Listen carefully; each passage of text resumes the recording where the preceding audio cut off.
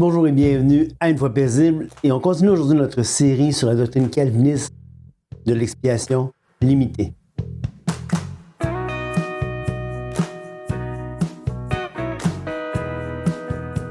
Bonjour et bienvenue à Une fois paisible. Mon nom est Patrice Pétel. Aujourd'hui, on continue notre série sur la conception calviniste de l'œuvre de Jésus-Christ à la croix, à savoir que les calvinistes pensent que la portée de l'œuvre de Christ était seulement limitée aux seuls élus. Donc, on appelle ça l'expiation limitée. On se rappelle la tulipe, les 5 points de l'acronyme ou de l'acrostiche TULIP. Total Depravity, donc la dépravation totale. On l'a vu déjà dans la série qu'on avait commencé il y a quelques années. Ensuite, il y a Unconditional Election, l'élection inconditionnelle. Il y a également le troisième point qui est le L de la tulipe, Limited Atonement. C'est ce qu'on voit, qu'on a commencé à voir la dernière fois et cette fois-ci. Et d'ailleurs, la prochaine fois. Ensuite, il y a Irresistible Grace, qui est la grâce irrésistible, et la persévérance des saints. Donc, 5 points du calvinisme contemporain. Et d'ailleurs, on va voir un peu l'histoire la prochaine fois, pas seulement du calvinisme contemporain. Il y a déjà de quelques années que ça perdure, tristement. Mais, donc, on va voir ça aujourd'hui. Quand on parle de la portée de l'expiation, derrière ça, bien entendu, il y a quelque chose de, peut-être, il y a un aspect sous-jacent qui est très important, à savoir, est-ce que Dieu, oui ou non, aime tous les êtres humains? Est-ce que Dieu aime vraiment le monde? Est-ce que Christ est venu dans le monde parce que Dieu aimait le monde? Ou est-ce qu'il a seulement aimé certaines personnes? Est-ce qu'il a seulement aimé les élus? Et souvent, quand on parle de ça avec certains calvinistes, pas tous évidemment, mais certains, ceux qui croient entre autres à l'expiation limitée, qui croient que Christ est seulement mort pour certaines personnes, pas pour tous les hommes. Hein, vous vous rappelez, la dernière fois, on a vu la différence entre l'application de l'expiation, la portée. On a vu différents thèmes comme ça. Peut-être que ça vaut la peine que je retourne vous les montrer. Donc, on se rappelle la dernière fois, on avait vu ensemble 3 éléments de l'expiation. Il y avait l'intention divine, il y avait l'étendue et il y avait l'application. Donc, pour ce qui concerne du calvinisme strict, ceux qui croient aux 5 points du calvinisme, mais pour eux autres, l'intention et l'étendue de l'œuvre de Christ s'applique seulement et uniquement et exclusivement aux seuls élus. Donc, l'œuvre de Christ ne vaut absolument rien pour les non-élus. Bon, ils vont dire que probablement que la valeur aurait été suffisante. Hein? Si Dieu avait voulu que l'étendue, donc si l'intention divine avait été autre que celle qu'elle a été, évidemment, l'œuvre de Christ aurait été suffisante. Mais c'est d'un conditionnel. Comme les choses sont maintenant, même si ça vaut tout, l'œuvre de Christ, si la mort de Christ était suffisante hein, pour tous, elle ne sert à rien, à toute fin pratique, pour ceux qui ne sont pas élus.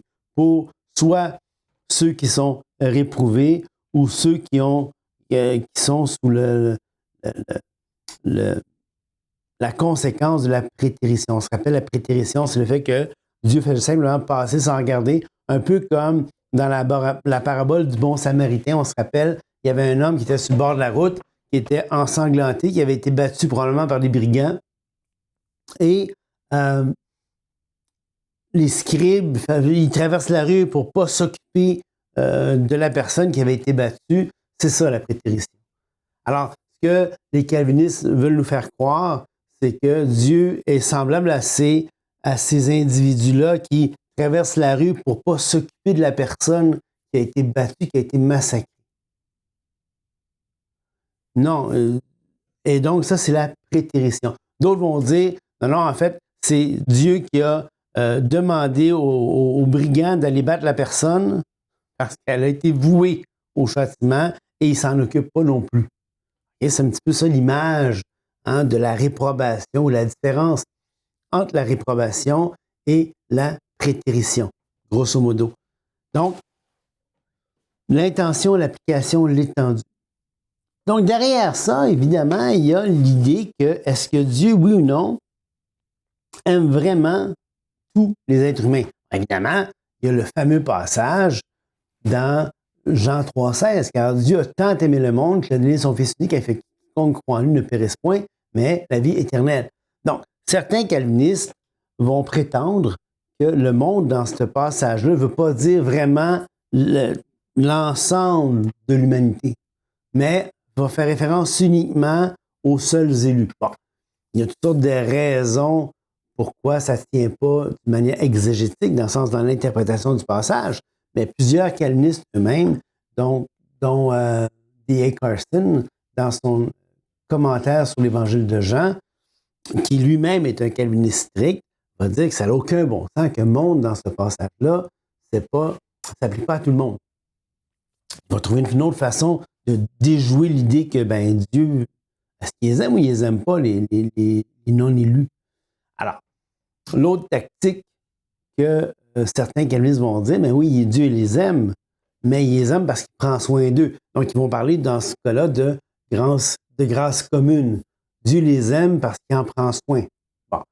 Le problème, selon moi, avec ça, c'est, et on le voit dans 1 Corinthiens, quand on lit la définition de l'amour dans 1 Corinthiens 13,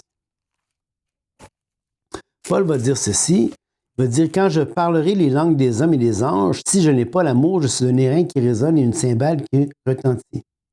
Et quand j'aurai le don de prophétie, la science de tous les mystères et toute la connaissance, quand j'aurai même toute la foi jusqu'à transporter les montagnes, si je n'ai pas l'amour, je n'ai rien. Et quand je distribuerai tous mes biens pour la nourriture des pauvres, quand je livrerai même mon corps pour être brûlé, si je n'ai pas l'amour, cela ne sert à rien. » Donc, le fait de prendre soin des pauvres, le fait que Dieu prenne soin de l'humanité, c'est pas en soi une preuve d'amour. Paul va faire la distinction, il dit si je donne tous mes biens pour prendre soin des pauvres, mais que j'ai pas l'amour, ça sert à rien. Donc, il y a une distinction entre la charité, c'est drôle parce que souvent dans nos Bibles, le mot amour est traduit par charité, surtout les versions plus anciennes, mais il y a une différence entre l'amour et la charité. Il y a une différence importante entre l'amour et la charité. D'ailleurs, un boucher qui aurait un troupeau, si quelqu'un qui a un troupeau de bêtes, il va les élever pour la nourriture, il en prend soin. Et à bien les égards, on peut dire qu'il les aime parce qu'il en prend soin, il les nourrit, il les soigne, il s'assure qu'ils soient en santé. Pourquoi? Parce qu'il veut offrir un produit de qualité à ceux à qui il vend la viande. Okay? Donc, en soi, de prendre soin d'un troupeau, ça ne veut pas dire grand-chose en termes d'un amour vraiment, comme on pourrait s'attendre, que Dieu aime les êtres humains. D'ailleurs, le but de Dieu, c'est dans la pensée calviniste, c'est de se faire un peuple, de s'assurer de faire un peuple élu. Donc, nécessairement, il y a besoin d'élever des humains pour qu'il y ait une reproduction suffisante pour que toutes ces personnes-là qui ont été élues puissent naître. Et donc, il doit prendre soin de ce bétail-là, entre guillemets, pour s'assurer que les élus puissent naître. Donc, il prend soin, entre guillemets, du bétail pour s'assurer que ceux qu'il veut avoir naissent et puissent être donnés au Fils. Donc, tout ce beau monde-là que Dieu prend soin d'eux, le seul but qu'il en prend soin, c'est pas pour en prendre soin, c'est parce qu'il veut donner un cadeau au Fils qui est l'Église. Donc, dans la pensée calviniste, bien comprendre que l'amour qui disent que Dieu aime les êtres humains, ça n'a rien à voir avec l'amour qu'on peut comprendre, même l'amour qu'on peut s'attendre en termes de définition, et certainement pas comme Paul l'a décrit ici dans 1 Corinthiens 13. Et l'amour, c'est autrement, c'est autre chose que juste de prendre soin. Parce que prendre soin, il peut y avoir toutes sortes de motivations pour prendre soin de quelque chose, Et si ton but, c'est de donner un cadeau à ton gars, puis que pour pouvoir donner ce cadeau-là à ton gars, ben, tu as besoin d'élever toute une série de personnes, puis une grosse partie de ces gens-là que tu as dû prendre soin d'eux, ben, s'en va au rebut après, s'en va au rebut, s'en va au déchet après, parce qu'ils s'en vont en condamnation pour l'éternité, parce que tu as décidé qu'eux autres ne seraient pas élus. On voit tout de suite que l'image de ce Dieu-là, l'image qu'on a, ça n'a rien à voir avec ce qu'enseignent les Écritures. Ce qu'enseignent les Écritures, c'est un Dieu qui aime. Non seulement ça, un Dieu qui, dans 1 Jean 4,8, 1 Jean 4,16, nous dit que la Bible nous dit que Dieu est amour. Okay? Et ce qui est important de comprendre dans le fait que Dieu soit amour, c'est que le mot pour amour qu'on retrouve dans l'hébreu, entre autres, partout dans l'hébreu, ce qu'il faut comprendre, c'est que c'est un mot qui est indétachable. C'est un mot qui est utilisé par Dieu pour parler de... C'est le même mot, c'est-à-dire que pour l'amour entre un homme et une femme. Hein? Donc, le mot hébreu, c'est le mot ahav. Et puis, le mot ahav, ça a vraiment ce sens-là d'amour, et même d'un amour qui est passionné, c'est une passion. Alors, même si l'amour de Dieu, c'est plus qu'un simple amour passionnel, on ne peut jamais séparer cet aspect émotionnel, cet aspect de passion, hein, du mot ahav, qui est le mot hébreu pour amour, qui est utilisé partout dans l'Ancien Testament pour parler de l'amour de Dieu. On voit ça, entre autres, dans Malachie 1,2, où est-ce qu'il dit « Je t'ai aimé, mais j'ai haï Jacob ». On va le voir un peu plus tard, ça, tout à l'heure. Mais à plein d'endroits, on voit ce mot-là que Dieu utilise et on ne peut jamais détacher dans le sens du mot ahav dans l'Ancien Testament au complet, chaque fois qu'on fait une étude inductive. Quand je parle d'une étude inductive, qu'est-ce que je veux dire? Ben, je veux dire que je regarde partout le mot est utilisé dans l'Ancien Testament, le mot hébreu, et partout est-ce qu'il est utilisé, ce mot hébreu-là, comment il est utilisé, ailleurs dans les textes sémitiques de l'époque, dans les textes hébreux en dehors des Écritures, comment il est utilisé aussi dans le contexte de la culture de l'époque, puis aussi comment est-ce que les mots qui s'apparentent à ça dans les autres langues sémitiques, c'est quoi à quoi ça fait référence, ça, ce fameux arabe-là? C'est comme ça qu'on peut comprendre la portée du mot. Qu'est-ce que le mot voulait dire? C'est une chose qui est claire dans la compréhension, on appelle ça philologique, le sens du mot, la signification du mot. Une chose est claire, c'est que le mot désigne un amour qui est passionné, un amour rempli d'émotions. Okay? Donc, et ça, c'est important dans la compréhension, dans notre lecture du texte. Évidemment, dans le calvinisme, derrière, quelque chose qui est dans le fin fond du calvinisme, qui est comme la scie sur laquelle le calvinisme est bâti, c'est ce qu'on appelle une compréhension, une conception classique de Dieu qui prétend que Dieu n'a pas de passion, que Dieu n'a pas d'émotion, que Dieu est statique, que Dieu est simple. Dans la simplicité divine, ça ne veut pas dire que Dieu n'est pas compliqué, ça veut dire que Dieu est absolument sans aucune partie. Et non seulement ça, plus fort que ça, Dieu n'a même pas de caractéristiques qui seraient vraies à l'extérieur de ne pas penser à nous autres, les êtres humains, qui utilisent ces caractéristiques-là pour le décrire. Donc, tout ce qu'on peut imaginer de Dieu ne s'applique pas vraiment à Dieu. Parce que ça serait imposer à Dieu des parties. Ça, c'est la théologie philosophique un peu poussée. Mais c'est la conception qui sous-tend tout le développement à partir d'Augustin, et même un peu avant Augustin, mais c'est toute l'influence néoplatonique de la pensée grecque. Hein? Et vous avez peut-être déjà entendu l'idée derrière ça, c'est que Dieu est tellement parfait qu'il ne peut pas changer aucunement et d'aucune façon. Parce que s'il changeait en plus, donc il ne serait pas déjà parfait. Si tu es parfait, ça ne peut pas t'améliorer. Et s'il s'en changeait en moins, ben là, il ne serait plus parfait. Donc, il ne pourrait pas devenir, comme il est parfait, il ne peut pas devenir imparfait.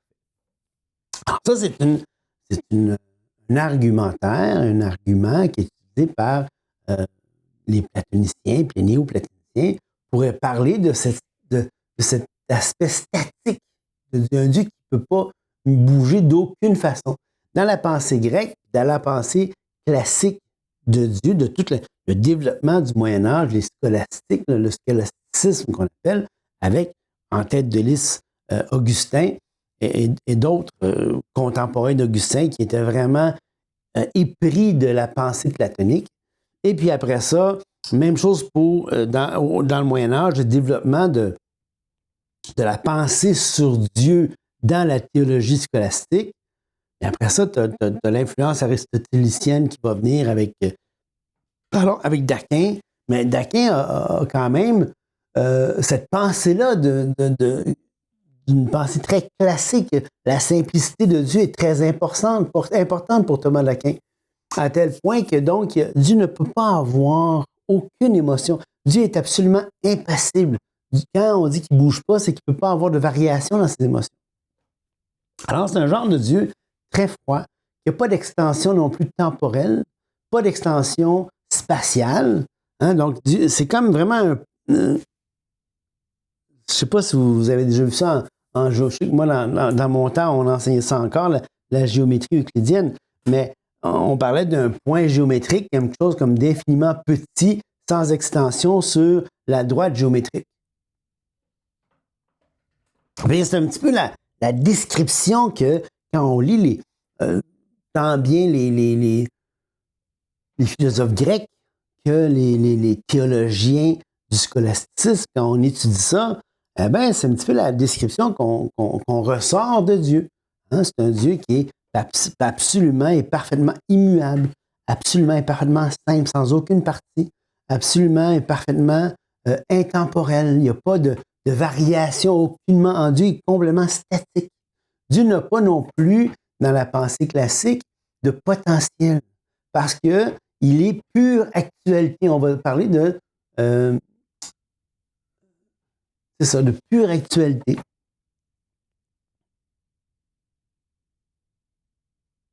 Donc, dans ce sens-là, tout ce qui est produit par Dieu. Dieu n'a pas de potentiel. Tout ce que Dieu a, c'est bizarre à dire parce qu'on va dire qu'il est omnipotent, mais dans la pensée scolastique de la pensée classique de Dieu, ça devient presque une absurdité de parler d'omnipotence de Dieu. Dans les conséquences logiques de quand tu raisonnes à ça, quand tu réfléchis là-dessus, tu te dis, comment est-ce qu'un Dieu qui n'a pas de potentiel peut être omnipotent? Puisque omnipotent veut dire littéralement plein potentiel ou tout le potentiel possible. Non, mais il y en a tout, il n'y en a pas du potentiel. Donc, quand on réfléchit bien à ça, on voit qu'il y a un modèle classique de Dieu comme pas de sens. En fait, il n'y en a pas du tout dans ma tête à moi. Mais parce que c'est dans la pensée occidentale, pensée scolastique occidentale, dans la tradition catholique surtout, parce que la réforme va hériter de ce bagage scolastique-là et va avoir aussi un relent ou un renouveau scolastique au début de la réforme. Des gars comme Théodore de Bèze, c'est un scolastique. Il va emprunter la méthode scolastique pour développer tout ça. Et bon, sans rentrer dans les détails, mais c'est sûr que tout cet héritage, cette tradition chargée-là du catholicisme médiéval va rentrer va être approprié par les théologiens augustiniens de la Réforme. Quand je dis les théologiens augustiniens, il va y avoir vous pouvez aller voir d'autres émissions que j'ai faites là-dessus, d'autres podcasts que j'ai faites là-dessus. Ici, dans une carte au-dessus de moi. Mais c'est que Luther, puis on va le voir la prochaine fois, Luther était un théologien augustinien. Okay? C'est un moine augustinien. Calvin, c'est un théologien augustinien. Calvin va dire que Augustin, c'est tout lui. Que s'il avait dû faire une confession, écrire une confession comme Augustin a fait, il aurait pu simplement reprendre celle d'Augustin et nous la remettre comme si c'était la sienne. Alors, pour Calvin, c'est quelque chose de... Lui et Augustin ne font qu'un dans sa tête. Puis Augustin, donc, avec Augustin, qui est comme un des docteurs de l'Église catholique, qui a lancé toutes sortes de nouvelles doctrines qui étaient inconnues de l'Église d'avant Augustin, dont la prédestination, dont la dépravation totale, dont toutes ces choses-là, que vous pouvez voir justement dans ma série que j'ai faite là-dessus ici.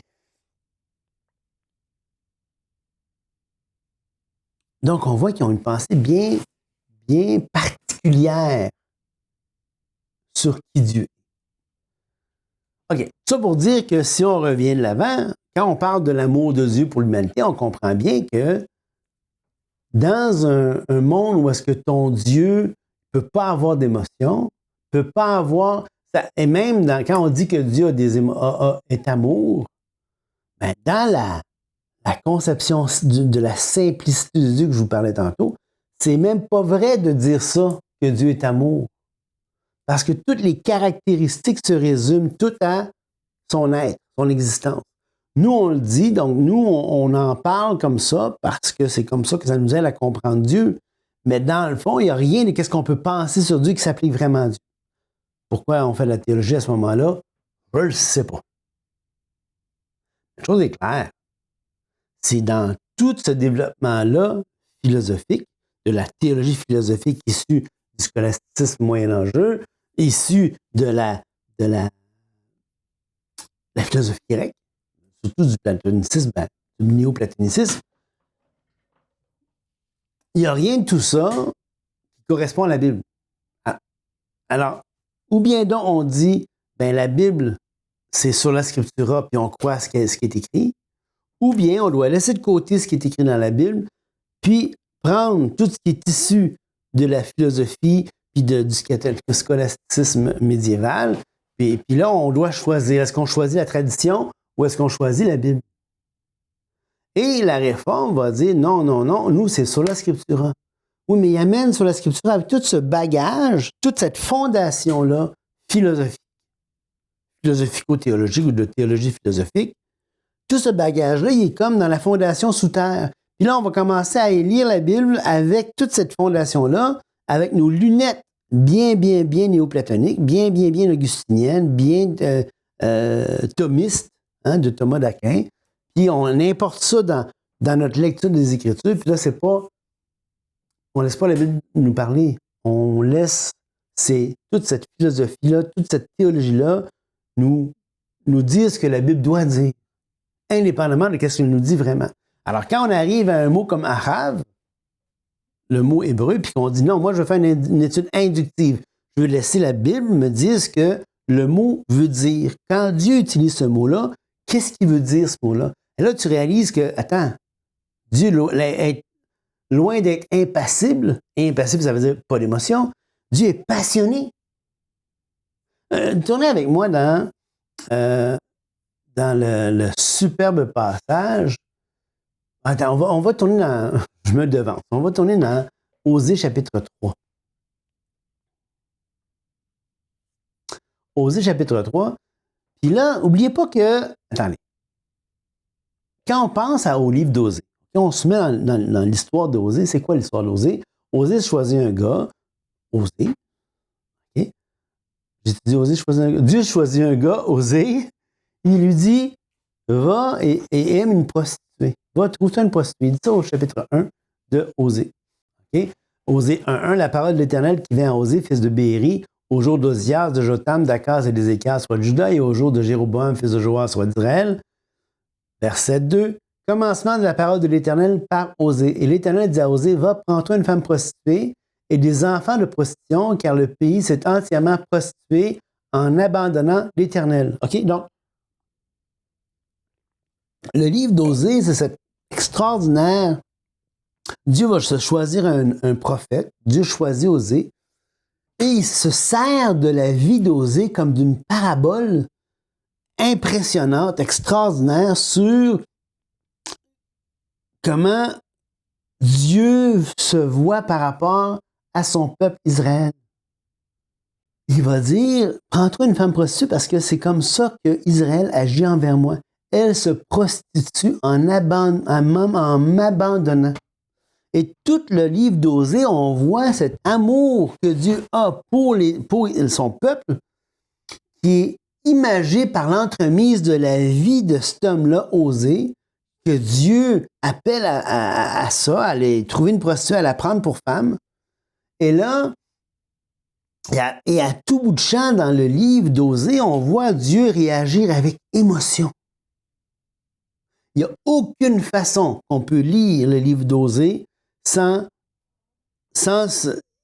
écoutez, Si à tout le temps, quand j'ai l'Écriture, je dois me dire, ah ben non, c'est pas ça. La théologie me dit que Dieu n'a pas de passion, fait que ça se peut pas que ce soit comme ça que Dieu réagit. Si à tout bout de champ, je dois m'empêcher de conclure que ce que la Bible me dit, qui semble évident dans la lecture de la Bible, il y a probablement un problème avec ma théologie. Pas avec la Bible. La Bible, elle ment pas, la Bible. La Bible n'a pas d'erreur, la Bible. Donc, si je lis la Bible et que je vois que ça dissonne, ça clash avec ma théologie, je choisirais la Bible plutôt que ma théologie. Et donc, et là, au chapitre 3 d'Osée, puis c'est là que je vais vous amener, le texte va dire, l'Éternel me dit, va encore et aime une femme aimée d'un amant et adultère. Aime-la comme l'Éternel aime les enfants d'Israël qui se tournent vers d'autres dieux et qui aiment les gâteaux de raisin. Une manière d'adorer les faux dieux, là. Mais avez-vous vu, aime-la comme l'Éternel aime les enfants d'Israël. Et là, si on devait aller voir ici, voyez-vous ici, là, le petit mot ici, hébreu, là, vous voyez, Achav, c'est le mot que je vous disais tantôt. Voyez-vous, il est écrit ici, là, Achav. Okay? C'est donc, aime-la de cet amour passionné-là. On va juste fermer l'interlinéaire pour pas que ça soit fatigant. Aime-la comme ça. Puis là, à tout bout de champ dans le livre d'Osée, on voit cette relation conflictuelle, mais remplie d'amour, remplie de... On voit Dieu qui aime son peuple, mais qui est tiraillé, qui est déchiré. Puis, dans Osée 9,15, il va dire, toute leur méchanceté se montre à Gilgal. C'est là que je les ai pris en aversion. À cause de la malice de leurs œuvres, je les chasserai de ma maison, je ne les aimerai plus. Tous leurs chefs sont des rebelles. Ça, c'est une des deux fois où Dieu va dire qu'il n'aime plus Israël, et même plus fort, dans Jérémie, il va dire qu'il déteste et qu'il hait Israël. Il dit, j'ai abandonné ma maison, j'ai délaissé mon héritage, dans le contexte d'Israël. Mon héritage a été pour moi comme un lion dans la forêt, il a poussé contre moi des rugissements, c'est pourquoi je l'ai pris en haine. Donc, ce qu'il faut comprendre, c'est que l'amour et on va me dire, oui, mais Patrice, vois-tu, ils les aiment plus. Un instant. Il faut continuer de lire. On ne peut pas juste s'isoler. Et ça, c'est un des problèmes avec le calvinisme. Si vous voulez invalider n'importe quoi que le calviniste vous dit quand vous voyez un verset, c'est pas compliqué. Continuez de lire. Continuez de lire, vous allez voir que le contexte contredit toujours le calvinisme. Dans Osée 11, quand vous lisez Osée 11, vous avez le portrait. C'est comme si Dieu a inspiré Osée pour ouvrir une fenêtre qui nous permet de regarder le cœur de Dieu pour son peuple. C'est comme si on a une fenêtre ouverte sur la pensée, la vie intérieure de Dieu par rapport à son peuple. C'est d'une majesté, c'est d'une beauté extraordinaire, mais en même temps, c'est comme d'une horreur. Une horreur, c'est peut-être pas le mot juste, c'est comme d'une tristesse infinie en même temps. Parce que regardez bien, lisez ça avec moi, là, Osée chapitre 11, vous le lirez, s'il vous plaît. Allez lire ces passages-là. Prenez pas ma parole comme du cash, là. Allez lire la Bible. Lire la Bible, c'est ça qui corrige. C'est l'antidote parfait au calvinisme. Lisez-la pas avec vos lunettes, là. Lisez-la en disant, OK, là, je veux me laisser enseigner par la Bible. Dieu, enseigne-moi par ta Bible. Laisse-moi voir qu'est-ce que tu enseignes. Puis, n'oubliez pas, l'autre principe, c'est que les passages clairs des Écritures doivent servir à comprendre les passages qui sont complexes. Parce que les passages sont difficiles à comprendre. Il ne faut pas se leurrer. La Bible, la majorité est claire. Les passages sont durs à comprendre. Mais si partout dans qu'est-ce qui est clair, tu arrives à une conclusion, puis là, tu arrives à des passages qui semblent difficiles à comprendre, il faut que tu te dises, ben là, un instant, là, attends. Je ne peux pas prendre ces passages-là difficiles à comprendre. Et comme toutes les idéologies, comme toutes les...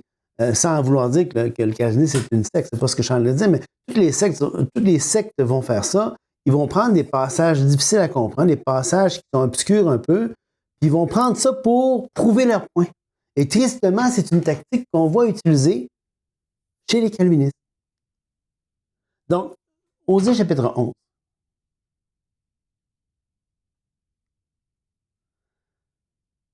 Quand Israël était jeune, je l'aimais et je l'appelais mon fils, et j'appelais mon fils hors d'Égypte. Mais ils se sont éloignés de ceux qui les appelaient. Ils ont sacrifié au Baal et offert de l'encens aux idoles. Et moi, c'est moi qui guidais les bas d'Éphraïm, le soutenant par ses bras. Ils n'ont pas vu que je les guérissais. Je les tirais avec des liens d'humanité, avec des cordages d'amour. Alors, on voit Dieu qui attire son peuple avec des liens d'amour. Il attire son peuple, il attire son peuple avec des liens d'amour. C'est comme, et l'image est assez claire ici pourtant. L'image, c'est comme si Dieu a quasiment au lasso, hein, son peuple, et là, il tire son peuple avec des liens d'amour. L'image est forte. Relisez-la, l'image, elle est très, très forte. Je les tirais avec des liens d'humanité, avec des cordages d'amour, et je fus pour eux comme celui qui aurait relâché le joug près de leur bouche. Et je leur présentais de la nourriture. Alors, Dieu les présente, il a ôté le joug. Hein, imaginez-vous une bête, quand il y a deux bêtes de somme qui travaillent, puis il y a cette pièce de bois-là qui les force à travailler ensemble pour labourer les champs. Là. Cette pièce de bois, c'est le joug. Alors, un qui aurait relâché le joug, un petit peu ce que Jésus va dire, mon joug est léger, mon fardeau est... Le passage, vous savez de quel passage je veux dire? Alors ici, il a relâché le joug, puis il leur a donné de la bouffe, il leur a donné à manger. Et je leur présentai de la nourriture. Ils ne retourneront pas au pays d'Égypte, mais l'Assyrien sera leur roi, parce qu'ils ont refusé de venir à moi. Alors même si Dieu les attirait, ils ont réussi. Alors imaginez pas que quand Dieu attire quelqu'un, c'est irrésistible. On voit ici Dieu attire les humains, mais ils ont résisté. Ils n'ont pas fait ce que Dieu voulait qu'ils fassent. Ils ont refusé de revenir à moi. L'épée fondra sur la ville, anéantira, dévorera le soutien à cause des desseins qu'ils ont eus. Mon peuple est enclin à s'éloigner de moi. On les appelle vers le très haut, mais aucun ne l'exalte. Voyez-vous ça ici? Là, regardez bien ce qui va se passer. Que ferai-je de toi, Éphraïm? Dois-je te livrer, Israël? Te traiterai-je comme Adma? Te rendrai-je semblable à Tziboïm? Et là, regardez bien. Quand je vous disais qu'il y a comme une fenêtre qui s'ouvre dans la vie intérieure de Dieu, c'est fort, là, c'est magnifique ce qui se dit là. Mon cœur s'agite au-dedans de moi, toutes mes compassions sont émues. Je n'agirai pas selon mon ardente colère, je renonce à détruire. Alors là, ce qu'il faut comprendre, c'est que le peuple n'a pas changé, là. Il n'y a rien dans le peuple qui a changé.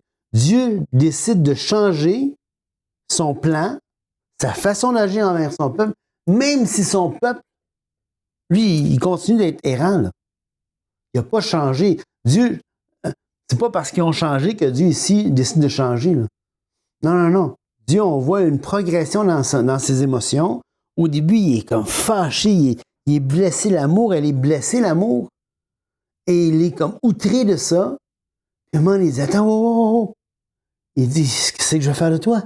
Toutes mes compassions sont émues, je n'agirai pas selon mon ardente colère, je renonce à détruire. Alors, il voulait détruire, mais là, il renonce à détruire. Et pourquoi il renonce? Car je suis Dieu et non pas un homme. Et ce qui est fantastique de ce passage-là, c'est que souvent des passages, comme dans 1 Samuel 15 ou dans, c'est quoi, c'est Nombre 21, avec le passage avec Balaam, là, où est-ce que ou Nombre 19 ou Nombre 21, avec Balaam, il dit que l'Éternel ne change pas. Là. Attendez un petit peu, on va le trouver.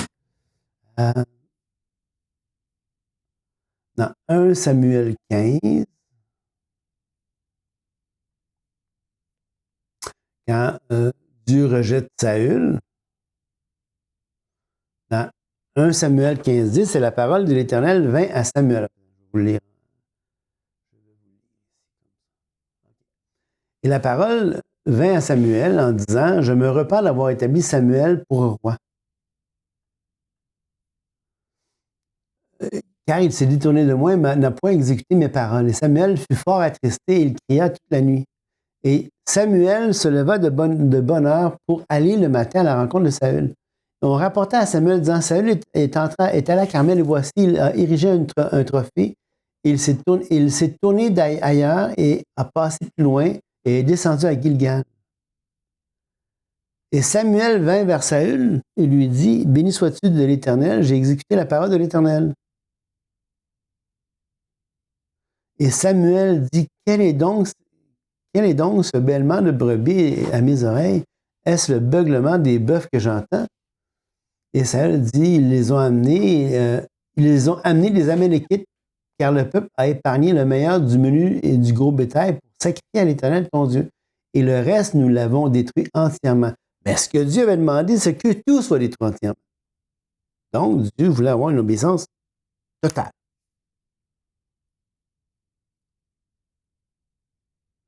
Verset 16, et Samuel dit à Saül, « Arrête. Arrête-toi là. M'a dit ce que Dieu m'a dit. Arrête-toi. N'est-ce pas quand tu étais petit à tes propres yeux que tu es devenu chef des tribus d'Israël et l'Éternel t'a oint pour roi sur Israël? Et l'Éternel t'avait envoyé par un chemin et t'avait dit, va et détruis entièrement ces pécheurs, les Amalékites, et fais-leur la guerre jusqu'à ce qu'ils soient consumés. Et pourquoi n'as-tu pas écouté la voix de l'Éternel? » Là, on continue. Samuel dit, l'Éternel prend-il plaisir aux holocaustes et aux sacrifices comme à ce qu'on écoute la voix de l'Éternel? Voici, écouter est meilleur que sacrifice, prêter l'oreille meilleur que la graisse des béliers, car la rébellion est comme le péché de divination et l'obstination comme une idolâtrie des téraphim. Parce que tu as rejeté la parole de l'Éternel, il t'a aussi rejeté comme roi. Et là, Saül va se repentir, j'ai péché, j'ai transgressé, j'ai craint le peuple, j'ai écouté leur voix. Maintenant, pardonne, je te prie mon péché, retourne-t'en avec moi, je me prosternerai devant l'Éternel. Et Samuel dit à Saül, je ne retournerai pas avec toi, car tu as rejeté la parole de l'Éternel, et l'Éternel t'a rejeté et que tu ne sois plus roi. Samuel se tourna pour s'en aller, et Saül saisit le pan de sa robe et se déchira. Et Samuel lui dit, l'Éternel a déchiré aujourd'hui la royauté d'Israël de dessus toi et l'a donné à ton prochain qui est meilleur que toi. Saül dit, j'ai péché, honore-moi maintenant, je te prie. Là, il va dire,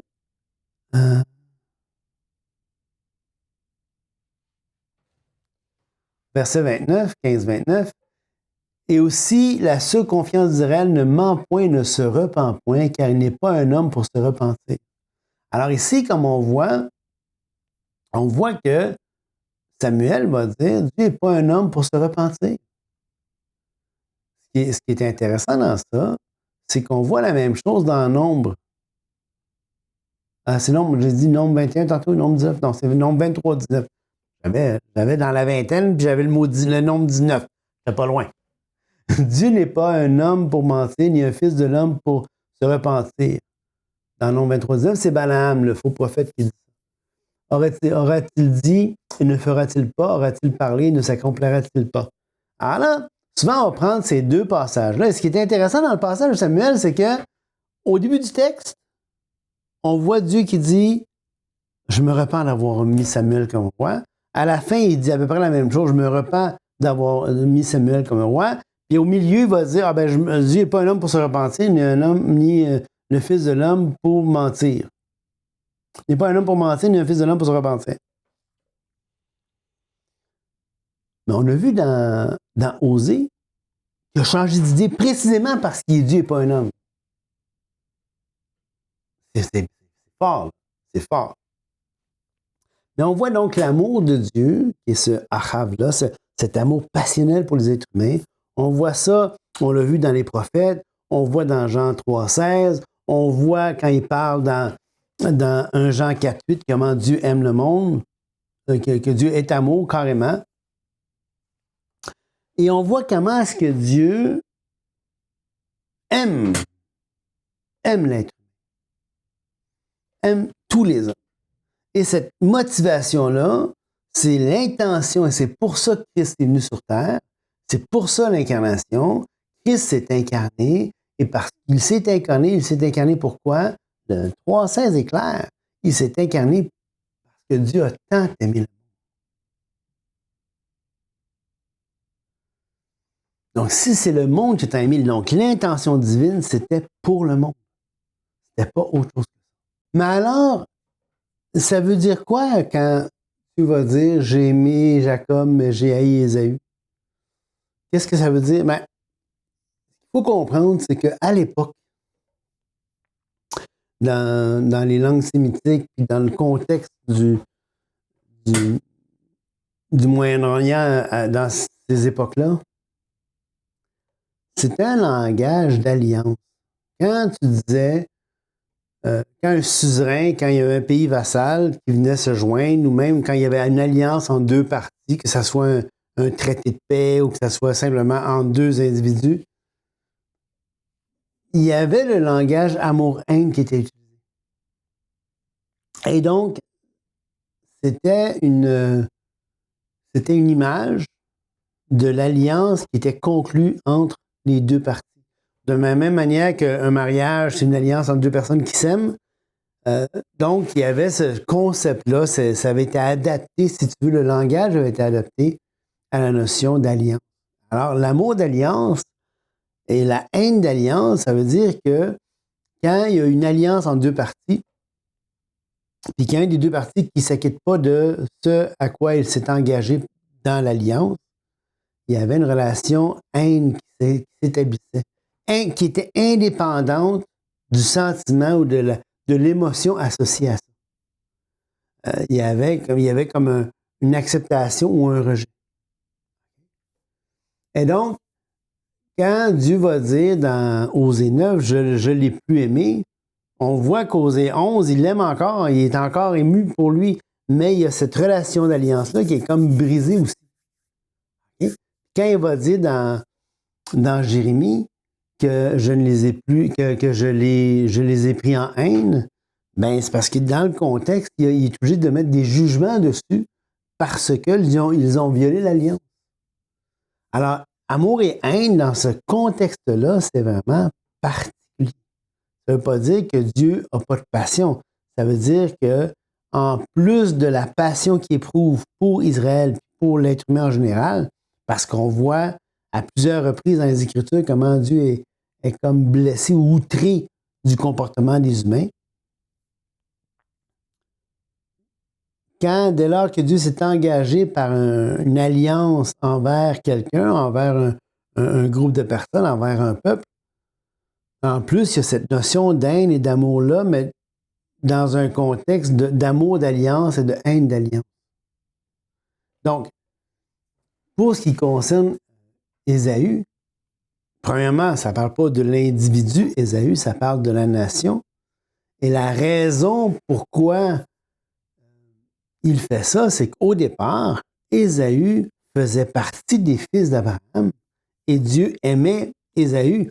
Et d'ailleurs, il a dit à Israël, quand ils sont sortis d'Égypte, il a dit à Israël, tu ne rentres pas, tu ne mets même pas le pied en dehors du chemin que je vais t'avoir tracé, parce que ce territoire-là appartient à Édom, ton frère. Donc, et Dieu a donné les montagnes à Édom.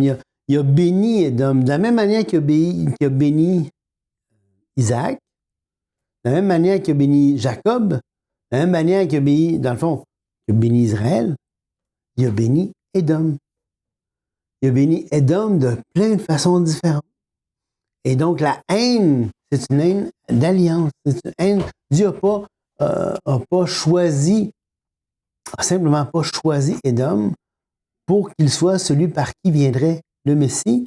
Et deuxièmement, parce qu'il s'était engagé envers Édom, il avait donné des choses à Édom, et là maintenant, parce qu'Édom avait violé, si tu veux, parce qu'il avait fait du mal, il avait fait du tort à Israël, à plein d'endroits dans l'histoire d'Israël, on voit que à chaque fois que Israël se fait juger par Dieu, puis que, par exemple, Jérusalem va être prise ou va être assujettie, les Édomites vont en profiter pour venir prendre le territoire.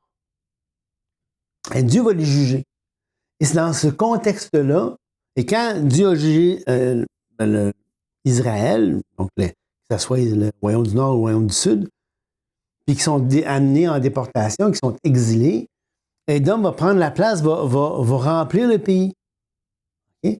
Et là, c'est là que dans ce contexte-là, dans le contexte de Malachie, quand Dieu va dire justement j'ai aimé un, j'ai haï l'autre, dans ce contexte-là, parce que Malachie, c'est qui Malachie? D'où il vient Malachie? Malachie, ça fait partie des 3 prophètes du retour d'exil. Et donc, dans le contexte, Édom avait pris la place, avait usurpé, si tu veux, le territoire d'Israël.